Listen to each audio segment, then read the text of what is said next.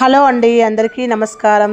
Welcome back to our channel all round clock. ఇవాల్టి వీడియోలో పాలకూర పచ్చడి, ఆంధ్ర స్టైల్లో పాలకూర పచ్చడిని ఎలా ప్రిపేర్ చేసుకోవాలో ఇప్పుడు చూద్దాము. వేడి వేడి అన్నంలోకి ఈ పచ్చడిని వేసుకొని తింటుంటే ఎంతో కమ్మగా ఉంటుందండి. పాలకూరతో పప్పు లాంటివే కాకుండా ఇలాంటి పచ్చళ్ళు లాంటివి కూడా మనం ప్రయత్నించామంటే ఎంతో టేస్టీగా ఉంటుంది, కొత్తగా కూడా ఉంటుంది.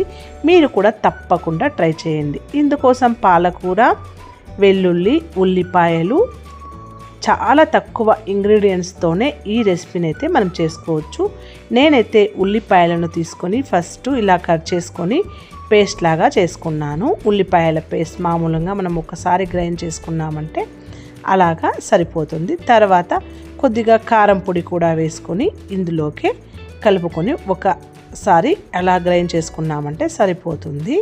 తర్వాత ఒక కడాయి తీసుకొని అందులోకి ఆయిల్ వేసుకొని కొద్దిగా ఆవాలు, జీలకర్ర వేసుకొని అలాగే ఇంతసేపు మనము మిక్సీ పట్టుకున్న పేస్ట్ ఉంది కదా, ఉల్లిపాయ పేస్ట్ కూడా ఇందులోకి వేసుకొని పచ్చివాసన వెళ్ళే వరకు బాగా వేయించుకోవాలి. మనం ఆయిల్లోనే వేసుకొని వేయించుకుంటే పచ్చివాసన తొందరగానే వెళ్ళిపోతుంది. పచ్చివాసన వెళ్ళిపోగానే కట్ చేసుకున్న పాలకూరని కూడా ఇందులోకి వేసుకోవాలి. కట్ చేసుకున్న పాలకూరని కూడా ఇందులోకి వేసుకొని శుభ్రంగా కడిగి కట్ చేసుకున్న పాలకూరని కూడా ఇందులో వేసుకొని బాగా కలుపుకోవాలి.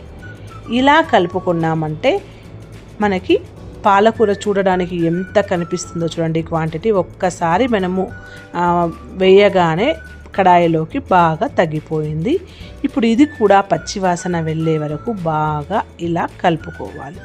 తర్వాత ధనియాల పొడి, జీలకర్ర పొడి, పసుపు, ఈ మూడింటిని వేసుకొని బాగా కలుపుకొని సేమ్ పచ్చివాసన వెళ్ళే వరకు అడుగు పట్టకుండా కలుపుకుంటూ ఉండాలి. ఈ పచ్చడి వేడి వేడి అన్నంలోకి, చపాతీల్లోకి, దోశల్లోకి కూడా ఈ పచ్చడిని అయితే తినచ్చు. ఇప్పుడు ఇది ఇలా బాయిల్ అవుతుండగానే పక్కన పెట్టుకొని పోపు కోసం మరొక కడాయి తీసుకొని అందులోకి కొద్దిగా ఆయిల్ వేసుకొని ఒక 4 టేబుల్ స్పూన్ల ఆయిల్ వేసుకొని ఇంగువ, ఆవాలు, జీలకర్ర, ఉద్దిపప్పు, పచ్చిశనగపప్పుని కూడా వేయించుకోవాలి. మనకి పచ్చళ్ళు అంటేనే పోపు చాలా ముఖ్యమండి. ఇందులోకి ప్రతి పోపులో కూడా పచ్చడిలో మనము ఏ పచ్చళ్ళు చేసుకున్నా పోపులోకి వెల్లుల్లిపాయలు అయితే ఖచ్చితంగా వేసుకుంటాము. వెల్లుల్లిపాయలు వేసుకొని అలాగే కొద్దిగా కరివేపాకు కూడా వేసుకొని వీటన్నింటినీ కూడా కొద్దిగా డ్రై అయ్యేంత వరకు మనము వేయించుకోవాలి. ఒక పక్కనైతే మనకి పచ్చడి అయితే ఉడుకుతూ ఉంది, ఇంకొక పక్కన మనము ఇలా పోపు పెట్టేసుకున్నామంటే చాలా చక్కగా ఉంటుంది. పోపు చూడవచ్చు మీరు, నేను లో ఫ్లేమ్లోనే వేయించుకొని పెట్టుకున్నాను. గోల్డెన్ బ్రౌన్ రాగానే మనకి వేసుకున్న వెల్లుల్లిపాయలు, గార్లిక్ అంతా వేసుకున్నాను కదా, గార్లిక్ అయితే కచ్చా పచ్చాగా దంచుకొని వేసుకున్నాను. ఇప్పుడు కలిపేసుకున్నానంటే చక్కగా ఉండే పచ్చడి అయితే రెడీ అయిపోయింది. రొటీన్గా కాకుండా ఎప్పుడు పాలకూరతో పరోటాలు, చపాతీలు, మనము పాలకూరతో పప్పు వండుకుంటుంటాం కదా, ఇలాంటి పచ్చడిని కూడా మీరు ఖచ్చితంగా ట్రై చేయండి. చాలా బాగుంటుంది. సైడ్ డిష్గా కూడా బాగుంటుంది. మనకి అన్నంలోకి, వేడి వేడి అన్నంలోకి వేసుకొని తిన్నా కూడా చాలా కమ్మగా ఉంటుంది. నేనైతే లాస్ట్ టైం కూడా ఒక పాలకూర చట్నీని అయితే అప్లోడ్ చేశాను.